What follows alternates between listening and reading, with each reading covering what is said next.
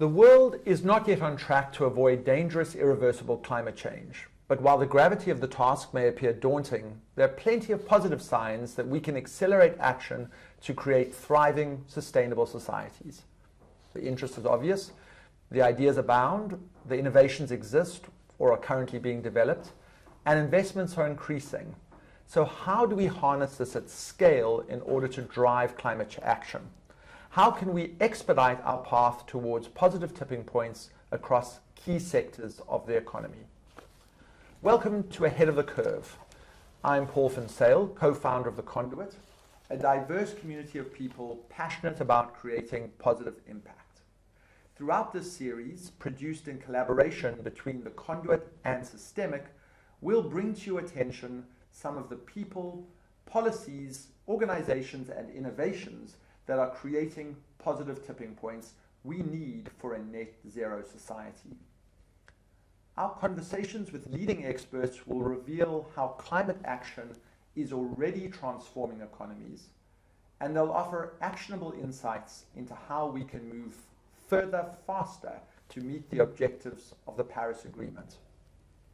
This episode is recorded at the Conduit Studio here at COP26, and this series is produced in collaboration with SYSTEMIQ, a B Corp dedicated to making economic systems regenerative and sustainable. I'm joined today by SYSTEMIQ co-founder Jeremy Oppenheim and Sandrine Dixson-Decleve, co-president of the Club of Rome. Jeremy is an economist, a business advisor, and a convener of coalitions. His work is driven by one simple idea, that tackling the big challenges of our times requires urgent structural change to our economic systems. Jeremy is a co-founder of SYSTEMIQ and a global principal of the Food and Land Use Commission. Sandrine has over 30 years of European and international policy, strategy, and business leadership experience with a particular focus on climate change, sustainable development, green growth, conventional and sustainable energy solutions, and sustainable finance. It's quite a mouthful, and you'll see that she delivers. She has just been re-elected as co-president of the Club of Rome, a platform of diverse thought leaders who identify holistic solutions to complex global issues and promote policy initiatives and actions. It's a pleasure to have you join us here today, Jeremy and Sandrine. Thank you. It's a pleasure to be here. Great to be here. So, we're here to talk about tipping points. And tipping points are typically something that we associate as negative. So let's get the negative out of the way fast. Jeremy, tell us about a couple of negative tipping points that are staring us in the face and that we need to be very attentive to. There are lots of them, Paul. That's part of the challenge. And in fact, these negative tipping points affect each other in various ways.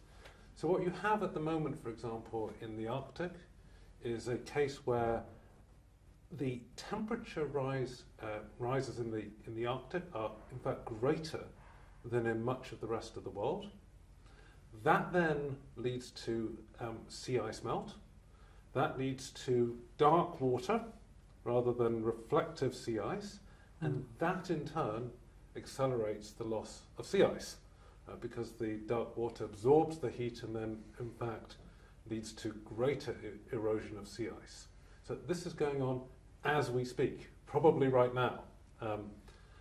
Another example is in the Amazon, where historically, of course, we look at our rainforests as net carbon sinks. So they absorb more CO2 than they emit, and they do a bit of both. They've always done a bit of both.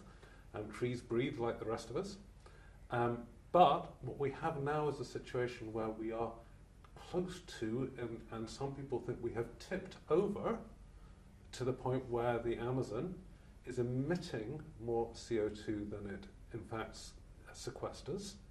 And what's really going on, of course, is that as the forest gets degraded, right, its capacity to self-sustain itself degrades, and you get a weakening of the local, if you will, rain cycle and hydrological cycle within the Amazon, And that, in turn, leads to further degradation of the Amazon basin.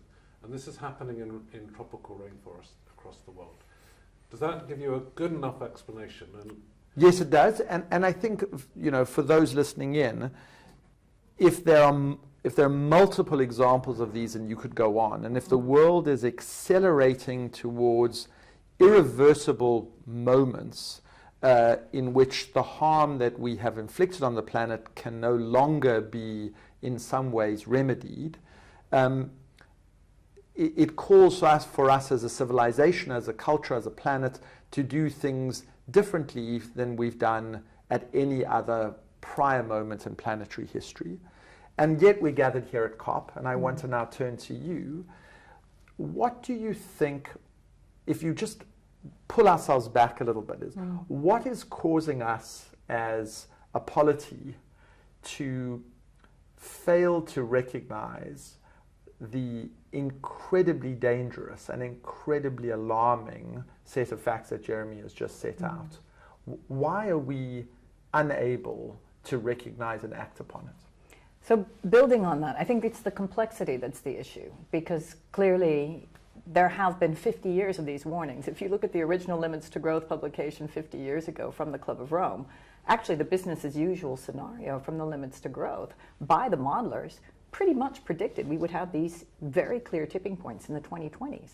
So we've been putting out the alarm bell for 50 years, and the alarm has pretty much been on snooze. I mean, people have gone into snooze overdrive because these are messages that you don't want to listen to until you're absolutely forced to. I think that is part of the problem, is that most of the world, the most vulnerable countries, actually have been living this, but their voices are not as strong. So if we're looking at the international dimension, why is there less action? Because it's not touching the hearts and souls either of the decision makers, where they really are being forced to, and now we're starting to see that those tipping points are having an increase of weather pattern shifts, which are having an impact in the United States. I'm in Belgium. We just had flooding that we've never had before. Last week there was a tornado on the border of Germany and Belgium that actually totally stopped for an entire day all the trains, the planes, etc. So this is starting to hit some of the wealthier countries. And until humanity is faced with, and in particular those that hold the most power, with the need to totally shift their decision making because it's hitting their lives, then they don't make those changes. so out of sight, out of mind, Yes. increasing short-termism in all walks of life, vested interests. Okay, so let's take those in those order. So if it's out of sight and out of mind, climate change, extreme weather, climate refugees, changes in agriculture, flooding, all of these things are going to make it less out of sight and out of mind. Yes. But it doesn't necessarily follow that having this inflicted on you will cause you as a nation to make the right decisions. In fact, it could cause you to double down, seek greater comfort with vested interests, put up walls against climate refugees, and embrace a kind of xenophobic, denialist kind of politics. So Another question, Paul? Yes. well, so Yes. the question becomes if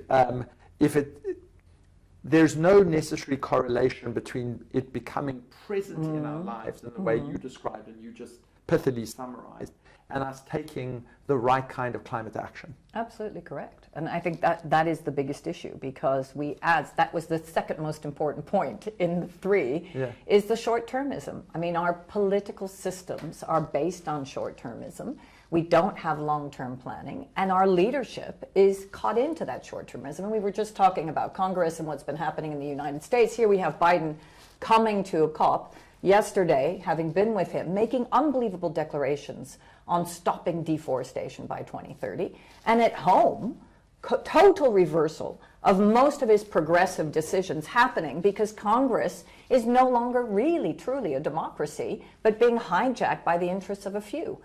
And that short-term decision-making and power-mongering, and when we talk about the short-term decision-making, that is also linked to profits for the few and not for the many. So that perspective is what is really constraining the need to shift to both an economy and a financial system and decision making that enables us to embrace a change in our lives. So let's embrace that change, and let's now go from negative tipping points to positive tipping points. So give us a few examples. I mean, let's, you've coined the phrase or thought about it or an advocate for it.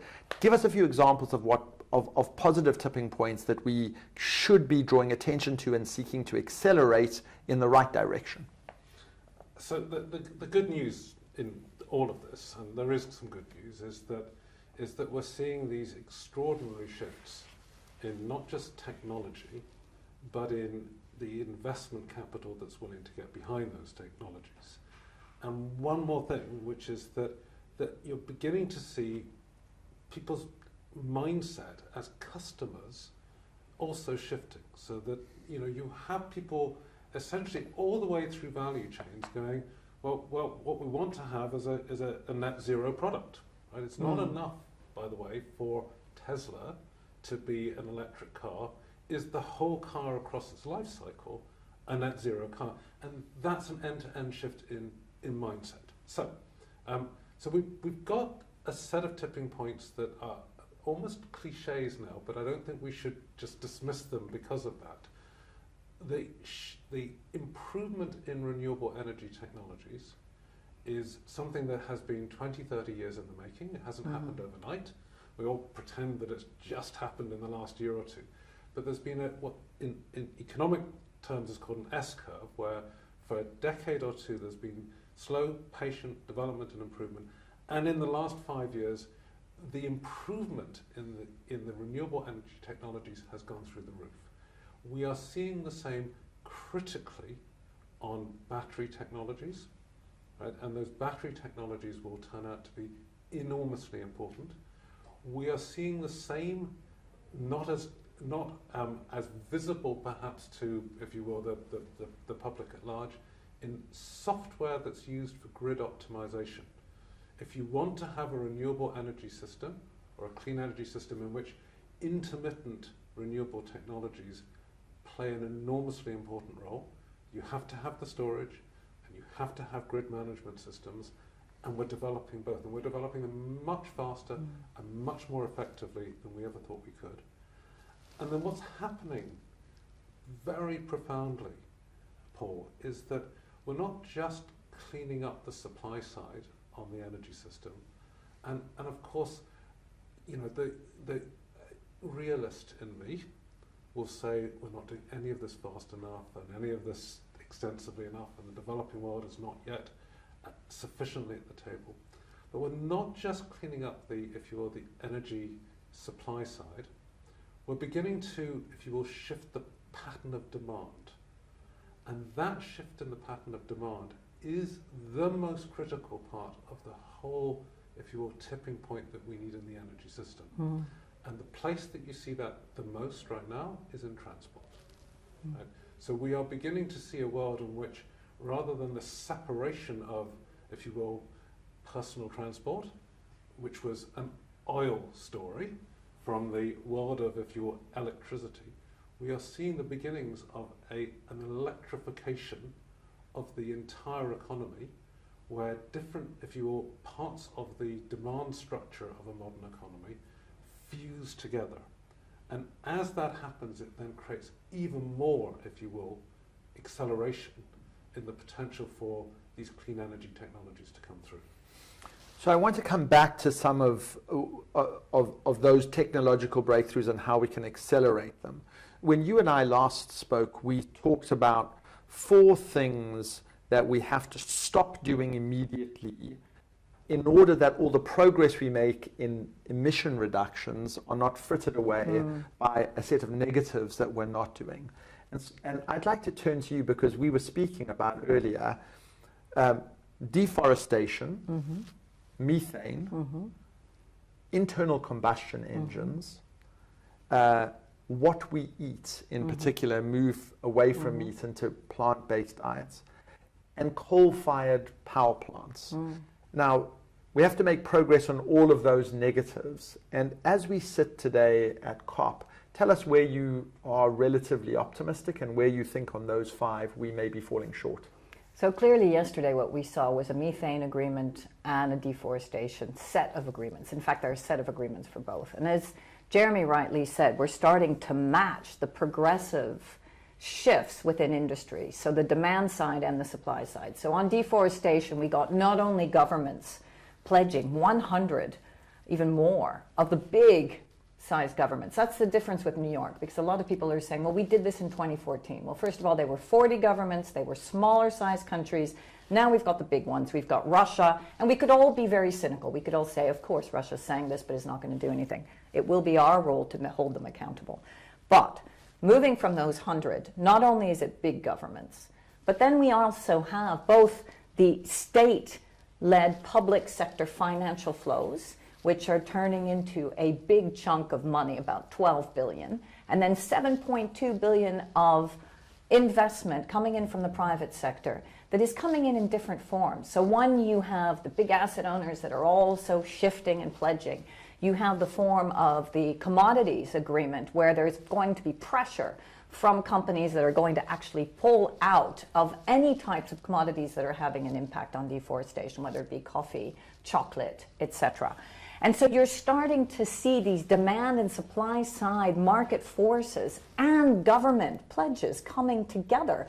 In addition to that, you have the MDBs, the multilateral development banks, and you've got some new trade agreements. So we're seeing this complexity that we started off with. This systems approach is actually happening.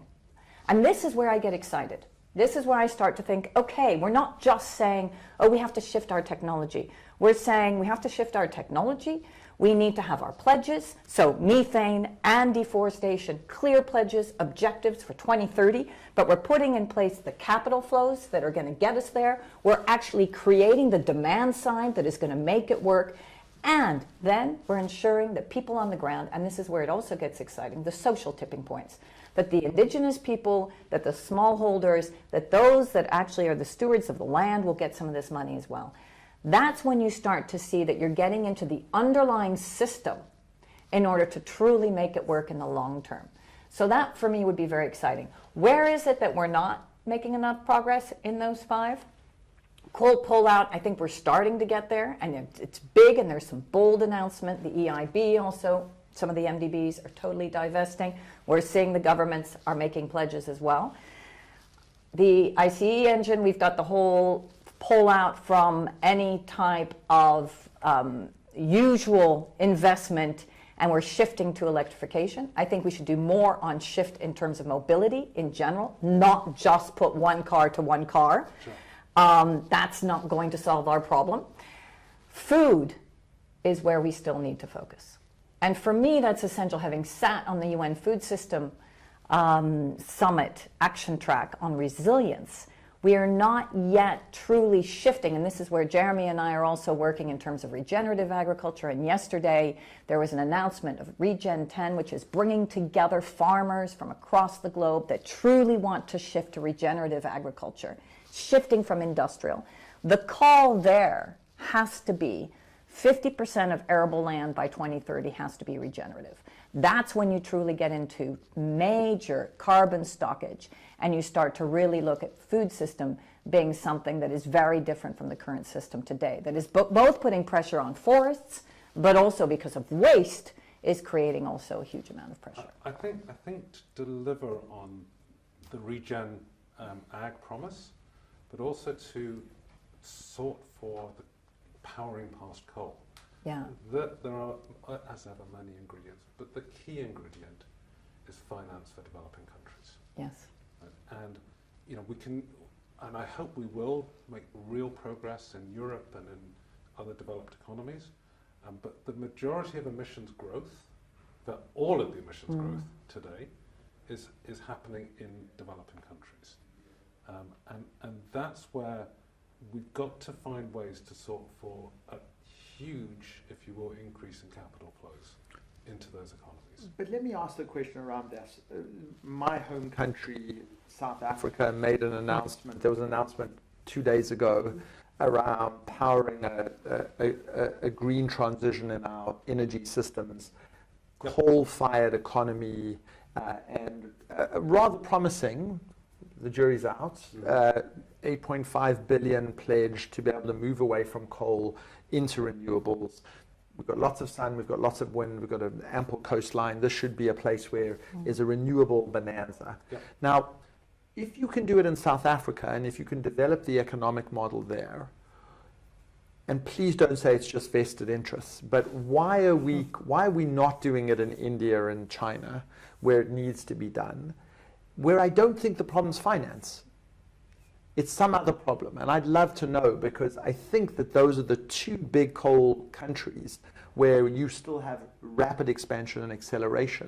And it seems as though we have the technology, we have the finance, we have the business models to move away from it. So why are they not doing it? So it is, in all those cases, including South Africa, partly vested interest. Finance is a big deal. Right, so let's just come back to that. And I think China's in a different camp when it comes to finance.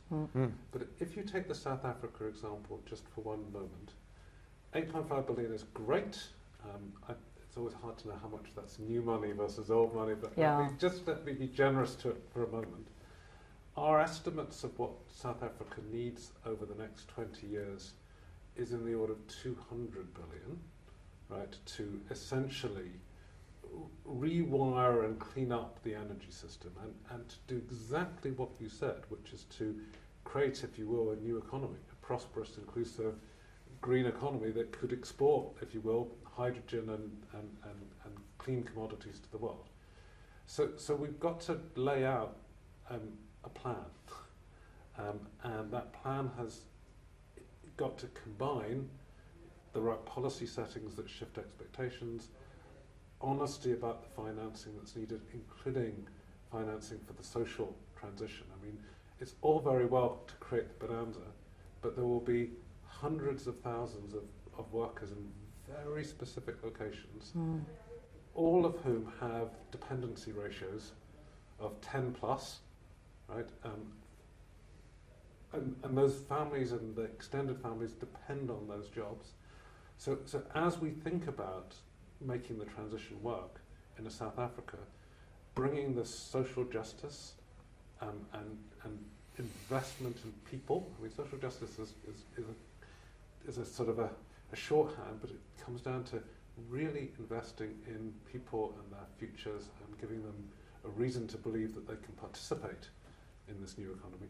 And we're going to have to do that in South Africa. We're going to have to do it in India, and probably here in Scotland as well, because I suspect that, and in fact I think we all know, that for all our fine words, many people who are outside COP26, and many of whom may well care about these issues, would go, this is not really my thing, I don't really understand it, it may hurt me, I may end up paying higher energy prices, I don't want to have to swap my old car, if they have a car, and my job's at risk. So I think at the heart of this, beyond the vested interest, beyond the finance and all the billions and trillions, is making climate action work for people. Yeah. Correct. So I want to come back to what you started off and you alluded to around short-termism, and perhaps offer a flip on that in relation to food, which is, if our political systems are set up over time horizons which don't reward painful long investments that pay off in the long term but may hurt people in the short term, firstly we have to reinvent our economic policies, because it's utopian and a non-starter to say to people, for the next 4 years in a world of incredible inequality, you're all going to have to suffer in order for 3 generations in the future to have a better life. You'll never win, and we may as well shut up shop. And frankly, it's political and moral malpractice to try and posit that. So we have to come up with better policies to incentivize people to make those transitions in a way that they don't suffer. And I think one of the ways in which we have to reimagine where there's a possibility on short-termism is consumer behavior, because consumers are shifting. People look at the labels on their sneakers and on their shirts because they don't want slave labor. sooner or later we're going to look at this furniture and say this is a certified timber, and we'll begin to see as a result of the forestry deal that moves forward. So how do we do this in food? Because I think getting people to move away from meat, where you get short-term pleasure, it's a sign of wealth and status, and it's delicious, is complicated, but it's going to be an essential part of the solution. So there's several parts to your question, and the first is all of us who are part of this journey to try to influence, whether it be decision makers or people, have to get better at joining the dots. And we have to get better at creating a narrative that really touches people across the board. And I often say, we had Cambridge Analytica for bad, and we should think about Cambridge Analytica for good. And what does that mean? Well, that means, unfortunately, in some ways, being a heck of a lot more strategic in the way in which we communicate what we're trying to do, because we've got the science. We are now having all these tipping points that are showing us that actually it is touching us. But have we really unpacked what that means for people's lives?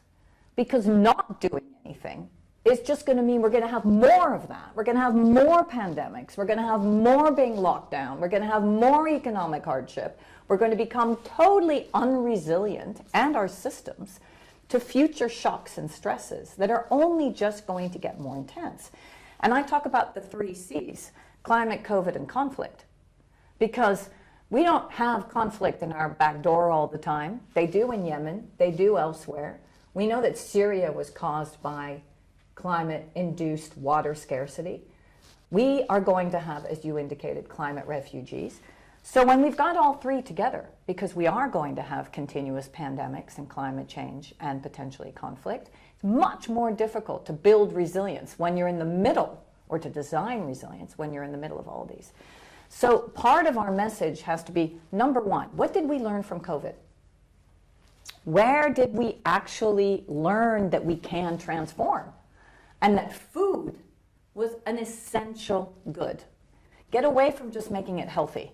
Let's get back to food is essential.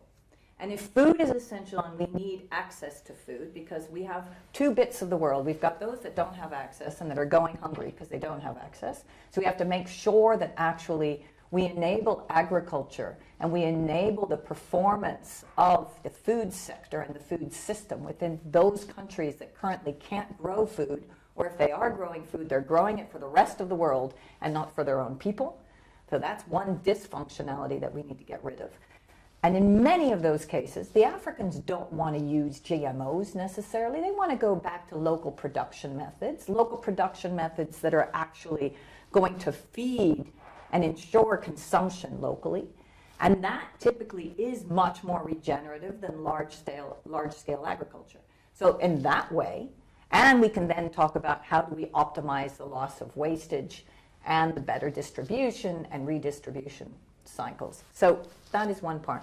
The other part is within the wealthy part of the world, changing their food habits. But what I often say is it's not enough just to shift out of meat.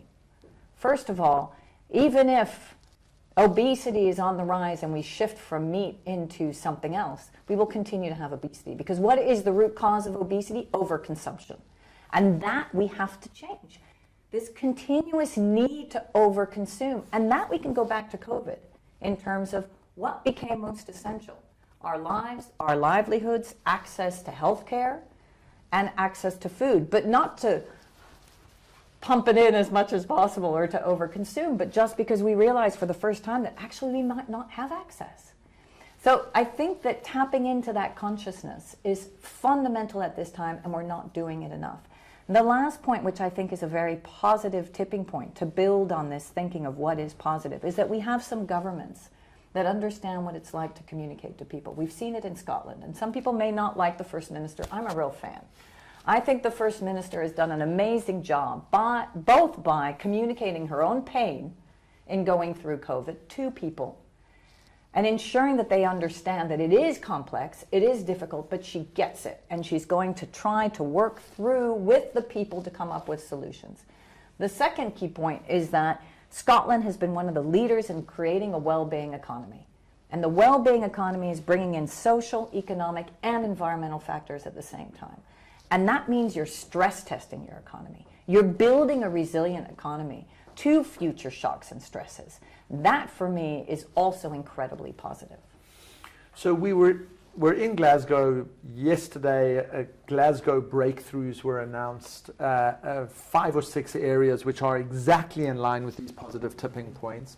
We've alluded to a few of them. One of them, I believe, was in green steel, essential to all the future of the built environment, and driven at least in part by progress in hydrogen. But tell us a little bit about green steel, and tell us whether you're optimistic that we'll get there in time. So it's amazing what's happened in an incredibly short period of time. I mean, if you go back 5 years, people would have laughed at the idea of green steel, right? Yeah, there was something in a lab, maybe, right? But of course, what's now happening is a combination of different actors coming together, and we're involved in something called the Mission Possible Partnership. There are other efforts around steel, but these difficult pieces of territory like steel and cement and aluminum, they're beginning to shift, right? So what's driving that? Let's sort of go to the kind of the elements of the system that Sandrine was describing before. You've got people on the buy side, customers, who are saying, you know what, we've got to actually buy steel that in effect has 0 carbon emissions, right, embedded within that steel. And some of that's coming from the car companies, because they're using higher grade steel, and some of it's coming through from 1 or 2 of the, if you will, construction companies. So you're getting a little bit of demand coming through, and as you get that demand and the high end, it's feeding people's belief that something could shift here. You've got technology coming through, and your point about hydrogen is critical in the steel sector. All of a sudden, approaches that we've known about for a long time, and the potential to have direct reduction techniques that use hydrogen are looking like they could scale. They're not things that necessarily sit just at 100 tons a year. We could actually build something, and we could build an industrial ecosystem. And you can see in the Scandinavian countries, and they're good examples, but elsewhere as well, that people are beginning to see that if we could create an industrial cluster around clean energy, hydrogen, energy-intensive material production like steel, you could begin to, ammonia being another one, you could begin, right, to create a new, if you will, special and economic zone that it essentially is a special net zero economic zone for industrial activity, where each of the pieces of it reinforces the piece next door. So I think that notion of industrial clusters combining heavy, if you will, emitting sectors with, or hard to abate sectors, with the right buyers, with the right, if you will, hydrogen supply and then access, if you will, to good logistics, could turn out to be a huge, if you will, part of the industrial transformation that we need to see. And I think that the source of optimism for me, Paul, in all of this is that it used to be the case that you would kind of have one example of this, and we would all quote the same damn example. There was only one. We kept on wondering how we could clone them all. But now we're finding that there's an example popping up every week or two, right? That there's some other part, and it's often very specific geographically. And interestingly, it's in a number of cases, it's the Middle East. It's the UAE, it's the Saudis, it's a number of countries that you might not have expected, who are at least opening their mind to the fact that there's a different economy that they will need to build, and that they might even be competitively advantaged if they start building the assets around it. So I look at these things and go, if it was a single, if you will, swallow, it wouldn't be a spring, but we're seeing enough of them that you've got a race underway. So if we want to be, if we want to linger and bathe ourselves in the warm light of optimism for a little longer, and we say just a little longer, because then we're going to switch. So we're at COP, we've seen methane, we've seen forests, we've seen the Glasgow breakthroughs, we're seeing these 5 or 6 sectors that are moving towards positive tipping points. We have private sector, governments, the coalitions of the willing of certain governments who are coming in to fuel that acceleration. All of those things we have to deliver perfectly and be technologically lucky at the same time in order to probably get to a 50% reduction, and we probably needed to start 10 years ago. That if we pause for a moment and just honestly say to ourselves, are we going to reduce emissions by 50% by 2030, given everything we objectively know about how complex and difficult and challenging that transition is? We probably have to say to ourselves, no. Question. If it's globally. Correct. Yes. In which Can I case... offer one friendly amendment for a moment? I don't think it's about being technologically lucky.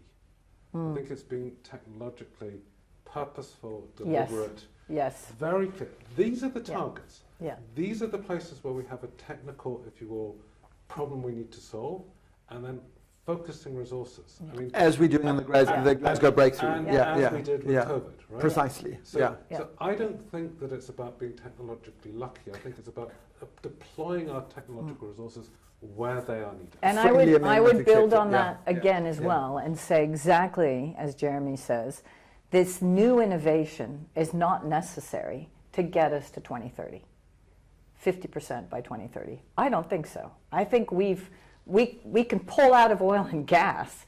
We have many levers in our toolbox right now to get us to a 50% reduction. I think the key, and that's a conversation that we were having with governments yesterday and today, is the next 20 years after that. That's when the real hardship and the innovation is going to come in. But if we truly wanted to shift, most of those objectives that we know we can pretty much meet by 2030 would be met with most of the technology that we have today. The 30% reduction on methane emissions is achievable with the technologies that we know. Exactly. Right. It's a choice to focus on. Exactly. Or stopping deforestation. Okay, so we take the one side of the balance sheet, which is emission reductions, and now we have to say the other side of net zero or all the drawdowns.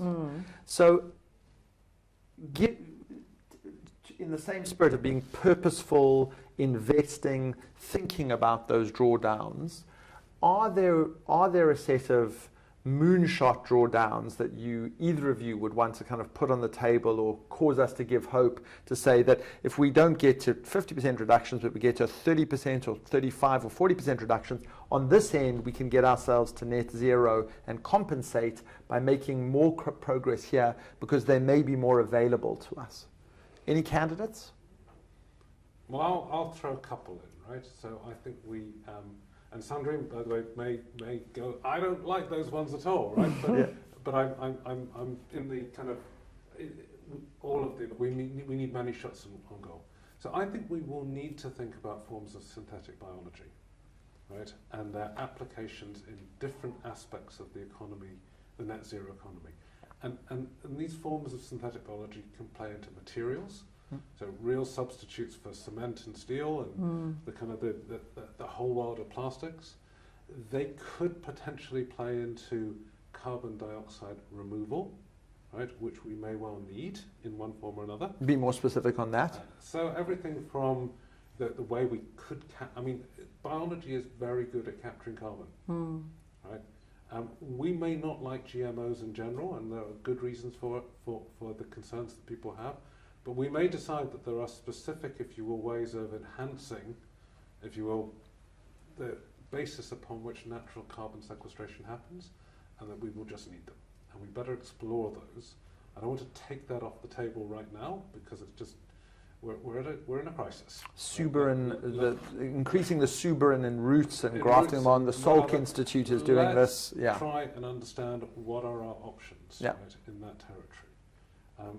So I think that biology could help us a lot. We may find that there are biological ways to do energy storage that we haven't fully thought through. So I'd be putting a lot of weight and effort into the, if you will, the new forms of biology that can enhance what we're doing in the kind of in the material space. There is a case for nuclear fusion, right? I know it's one of these technologies that everyone said it's always 30 years out and it will be 30 years out forever. I think now is different. I think if we choose to focus on it, the underlying components of nuclear fusion technology are progressing at a sufficient pace, and it's a system. It's like everything else. It's not one technology. It requires 30 different technologies to come together in the right way. There are reasons to believe that those 30 are all progressing in ways that interact positively with each other, and there's something to go after there. And I think that this is exactly to Sandrine's point, which is you're not going to see any nuclear fusion of any meaning in the 2020s, right, in terms of reducing emissions. That work has got to be done overwhelmingly by technologies that exist here and now and need to be deployed at scale.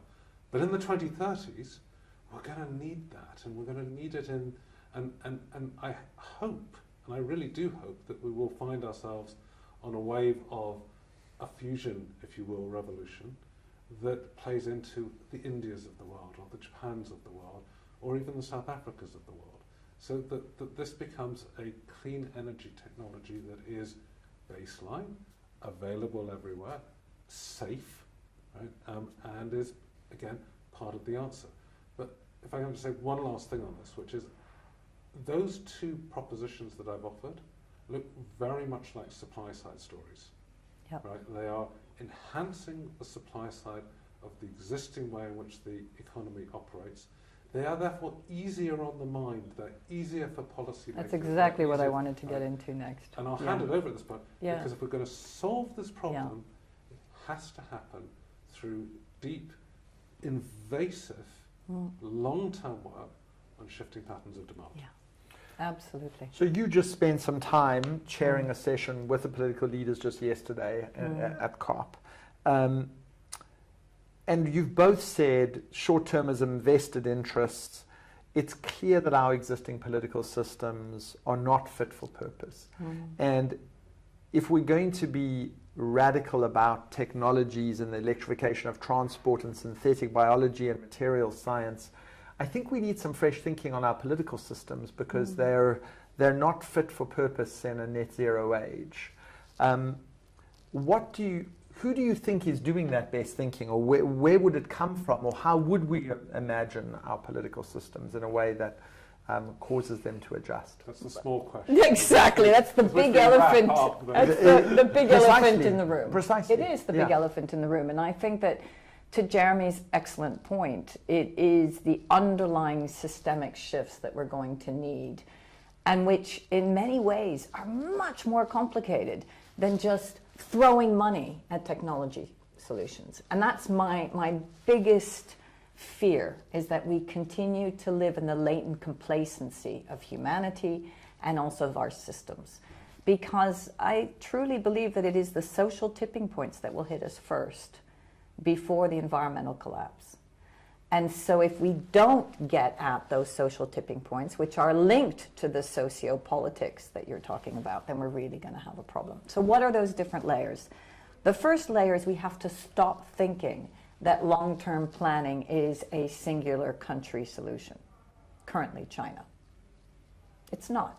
Long-term planning should be integrated in the way in which all of our political systems are established. And you and I were talking about what does it mean to be a good ancestor. We're talking about generations of thinking and integration and an intergenerational contract within the way in which we set up our socio-political systems.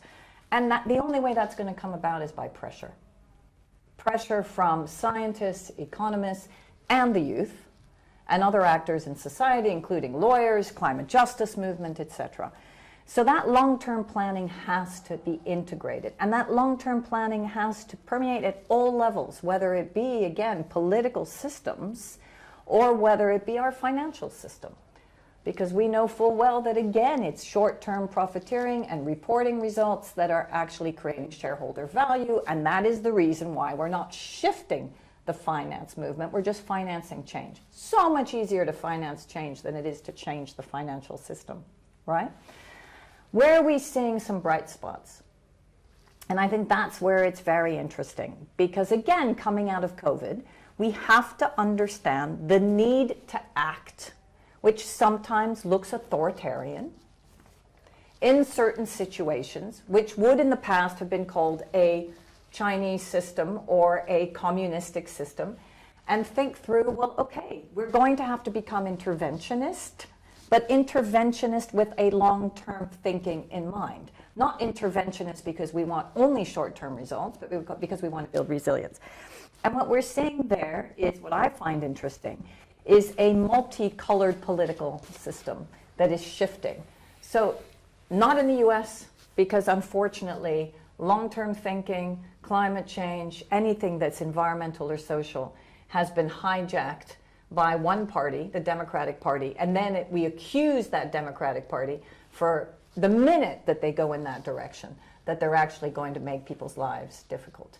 If you look at Europe, we now have every single election brings in climate, brings in social implications. We have the first card-carrying president of the European Commission who is a conservative, right, who put forward a green and social Green Deal for people.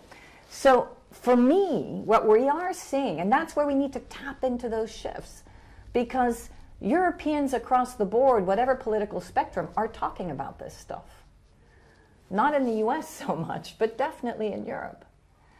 And understanding that actually we need to put in place and we need to put pressure on our politicians to think long term, that's starting to happen in a variety of different ways. The way in which we've seen the constitutional courts being hit in many countries, for example, by the climate justice system because they're not meeting actually their emissions. And this is creating ecocide, or this is creating actually a direct pressure on citizens. And isn't the responsibility of our leadership to citizens? Because, by the way, I think most leaders have forgotten that. So those are where we're starting to see some of the shifts. And that is where we need to continue to unlock those pressure points in terms of the way in which our systems are set up. But it's going to be tough. Maybe one last point. What we're starting to see as well, and which I find fascinating, is the growth in ESG funds and companies who have done much better through COVID than we would have ever predicted. And that means that, again, environmental, social, and governance criteria is starting to show that companies are de-risking their entire value chain, and there's an interest in that. People are wanting to put money in companies that are de-risking, and people are starting to understand that those countries that are de-risking by bringing in well-being economies, which are much more long-term focused, which are not only looking at GDP growth as the only indicator for well-being, those countries, again, Iceland, Scotland, Wales, Finland, and New Zealand, most of them being run by women, but who have put in place well-being economies, all of whom have come out of COVID stronger economically than many other economies of the same size. And that is the positive side, and those are the kind of the tipping points, the social and economic and political tipping points that we can start to point to as showing a positive curve that brings in that creation of resilience that's so important. I think, just to build very specifically on that, what you described in the end was, if you will, a set of places, right, where people can build a sense of solidarity and community, and can, in a way, feel close enough to politics that they can hold their politicians a bit more, one hopes, to account. And so I'm, the irony of this situation is that we have a global collective action problem, and we will need mechanisms that we don't have. I still don't understand why we don't have the equivalent of the IMF for climate. Yeah. Right? Why it is that... Well, there are some working on that, there are right? some, but it's astonishing that we can view the, if you will, the stability of the financial system as worthy of you know, multilateral institutions, which of course it is, right? Because we need that software to govern the, if you will, the operation of the global economy. But we haven't given the IMF a formal mandate on climate, right? And said you've got to do both. It's an and, or created the equivalent. So we need global level, but we need to combine that, I think, with a more intense focus on the place-based action and politics, partly for, if you will, just straightforward reasons, which is that this is where people feel at home, right? And when I think about home, right, and I connect to place, to the weather pattern in Glasgow, and I'm an Edinburgh boy, so I'm not really qualified to talk about anything in Glasgow. And the weather is astonishing. Well, you're more qualified than me, coming from Belgium, to talk about anything in Scotland. If you're a Glaswegian, you think that the Edinburgh people are qualified to talk about nothing. Okay. Be clear about that. But it is that sense of knowing the person next door, right? Of understanding and having an intuition about what's going on, of feeling the shifts in the weather patterns, of actually believing that we could, if we built that quote-unquote well-being economy, and if we ate a bit better, and maybe we have to pay a little bit more for our food, we might have to pay a lot less for our healthcare. And I could just about do the economics. I could get those things to work. If we were to put in place, if you will, mobility systems that cleaned up the air, you know, in the city, in my patch, in my neighbourhood, then my kids' education and their learning will be a bit better. The incidence of asthma in the hospital will be a bit less, and I can internalise the economics in a way that actually means that paying a bit more for that mobility service and cleaning up the air ends up that I'm not paying more, I'm just creating a different, if you will, regenerative local economy.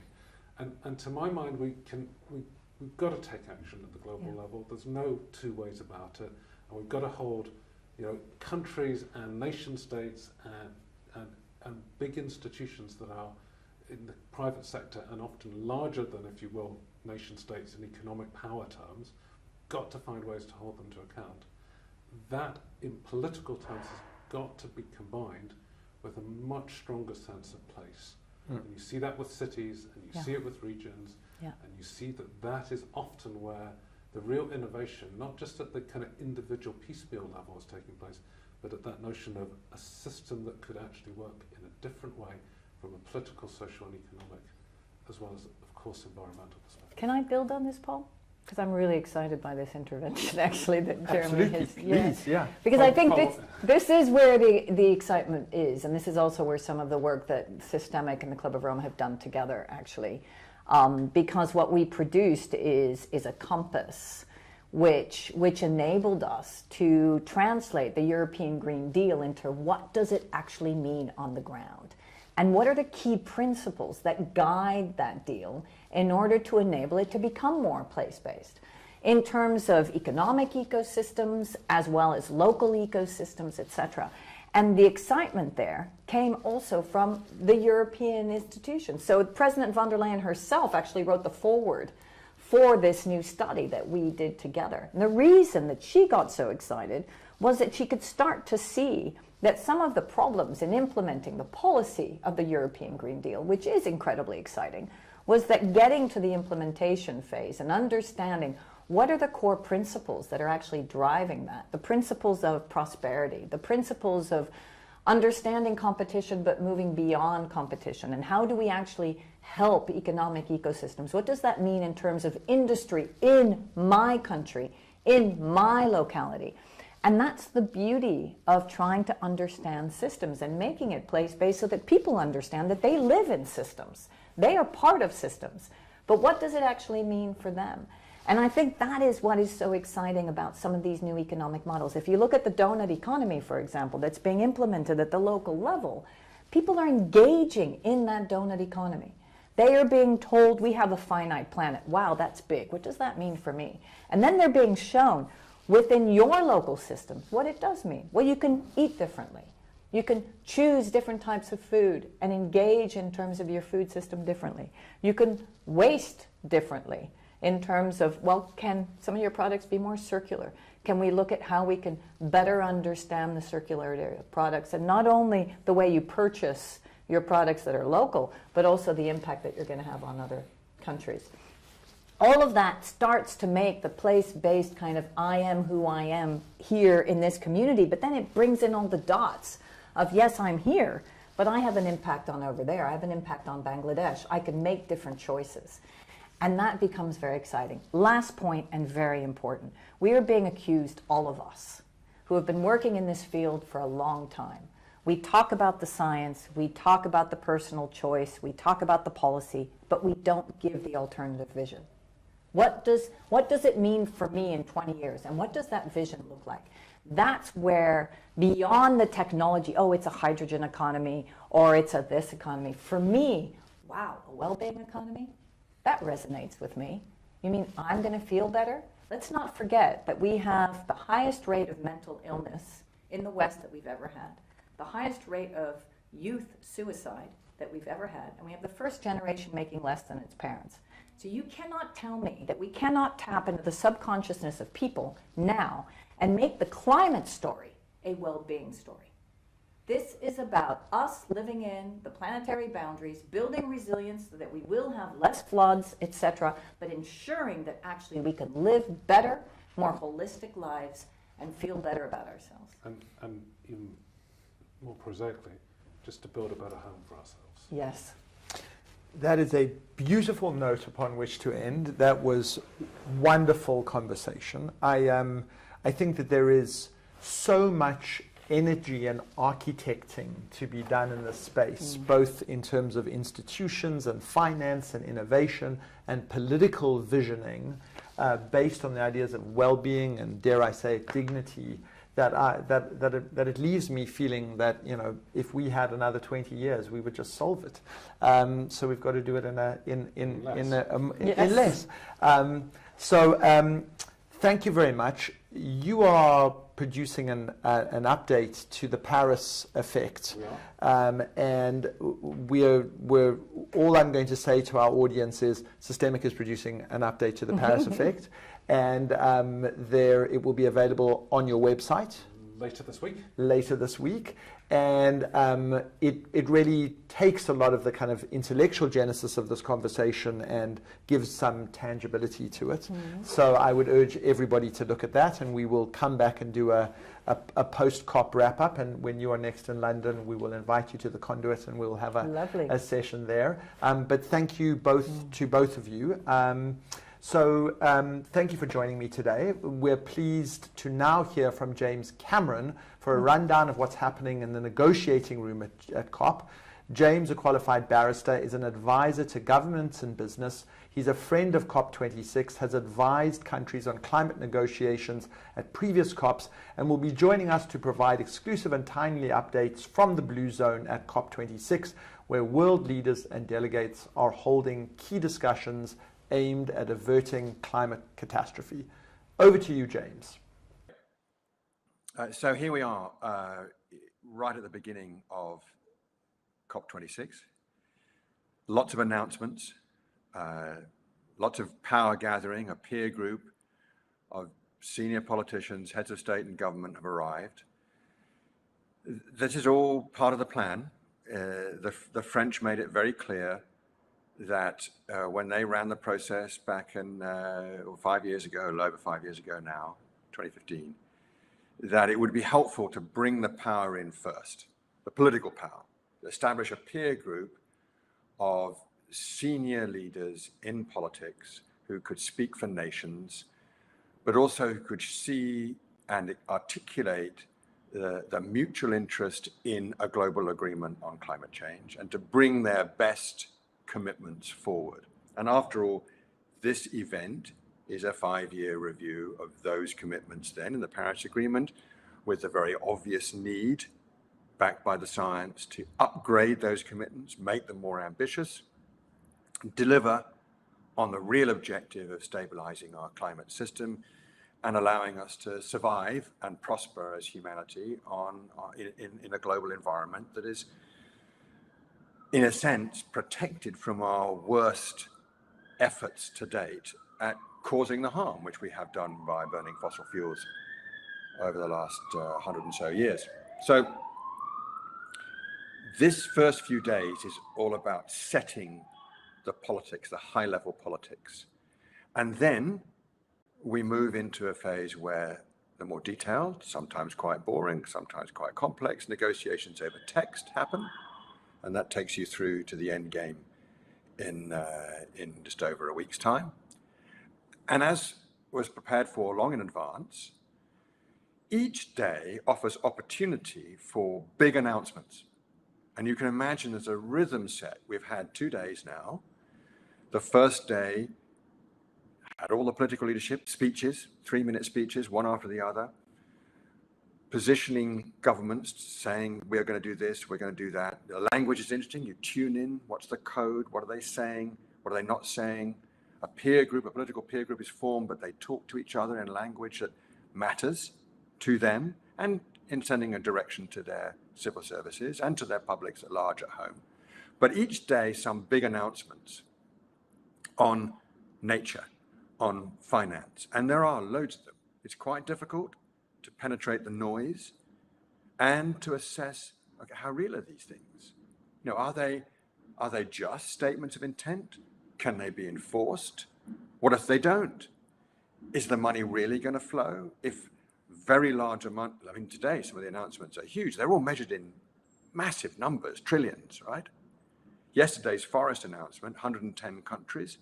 That is a breakthrough. I mean, that really is a breakthrough to get 110 countries to commit to a program that is both about avoiding deforestation and reforesting and channeling private finance towards those ends as well as public money, and also informing the financial services marketplace, endorsed again by announcements today by Rishi Sunak on the banks, that the funding that either directly or indirectly leads to deforestation must stop.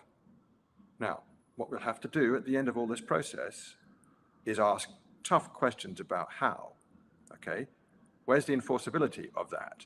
What if they don't? All these critical questions where we need to match, if you like, the significant and important political rhetoric with how is this going to be implemented? Where's the institutional follow through? Where's the contract that binds? How do we ensure that when we've made a big commitment on finance or on nature, that it feeds through to boardroom decisions, that it allows those who want to make the changes to rationalize those changes in their practices, to be able to say to their investors, we're going to go in this direction. Because either that's the new rule of the game, it's the law, or it's where the market is going because these are new preferences that the market is expressing.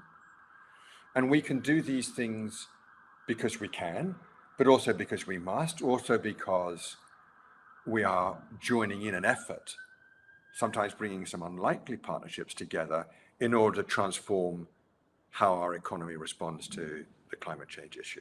And you see that in multiple forms. Every day you'll see more and more and more of these commitments. Sometimes they are already multi-party, multi-government party, but also private sectors involved. Look deeply into those. Look deeply at the commitments made in the supply chain. Look at the ones that are affecting food and land use, that are affecting the way in which commodities are priced in the global marketplace. Look at the way in which decisions may be made differently in asset managers because the asset owners have said they've committed to net zero targets. That's actually quite a good place to look very closely. Most asset managers, including the biggest, will tell you the 2 key reference points for them, and they sit in the middle of the financial services system. The 2 key reference points are what's the law and where it's going, and what do the asset owners, the font of capital in the system, what are they going to tell us to do or require us to do or to report upon that will change the way we manage our money on behalf of effectively our clients, which are the asset owners. That's critical. You need both. Right? So look at these announcements, understand that they're choreographed, they're accumulating day in, day out. There's a lot of them, so you've got to filter. And then when the show is over, then you can calmly assess, where is this heading? How do I make it accountable? How do I ensure that bold commitments of this type, and they are, many of them are really quite significant commitments, are actually going to deliver real world change at the pace that we require, at the scale that we require, in order to adequately respond to the existential threat that we face. Right. So more will come every day. Then next week, we're going to go into some of the more tight negotiations. We can go into detail later about what they are. Article 6 relates to the carbon market and carbon pricing and carbon valuation and the collaborative frameworks for doing that. That's controversial, but important, and that will happen, I hope. And then we'll also get to various other propositions associated with the delivery of the kind of mythical 100 billion figure that's been talked about for climate finance. Still controversial, still difficult, but to some extent not symbolically vital. But today, the numbers that have been announced in the finance space are way, way bigger than that, and much more significant ultimately, if it flows, to solving the problem around the world. And then you'll see that the event itself corrals these commitments, makes them visible, encourages scrutiny, but also has to be married to the intergovernmental agreement that emerges at the end. And that end game is always fraught with difficulty. It generally involves sleepless nights and last minute deals and some kind of compromise. Funnily enough, in all these years of me doing these negotiations, there's one example, only one, where the agreement improved in the last 48 hours, and that was Paris. And one of the reasons why we are focused at last on some more ambitious targets is because of the change in the text in Paris. And that had an effect. There's no doubt about it. The Paris Agreement had an effect. It had an effect not just in political circles, but in a whole series of responses to it, including in innovation, in key industrial sectors. And that has been accumulating over the past 5 years. It's got to go further, it's got to go faster. And this event is in large part designed to make sure that the Paris effect is multiplied, extended, and the reach into key parts of our economy, big industrial, but also innovation in all sorts of ways, achieved and done in an accelerated way over the next few years. So that's where we are, that's where we started. You could probably hear in the background protests and police sirens. All of that's part of the show as well. It increases pressure, but ultimately you've got to evaluate all of these commitments made by all of these different holders of public power and private power and assess, do they mean it? Will it be implemented? Is it enough? Are we going fast enough? And make that judgment when you've absorbed it all.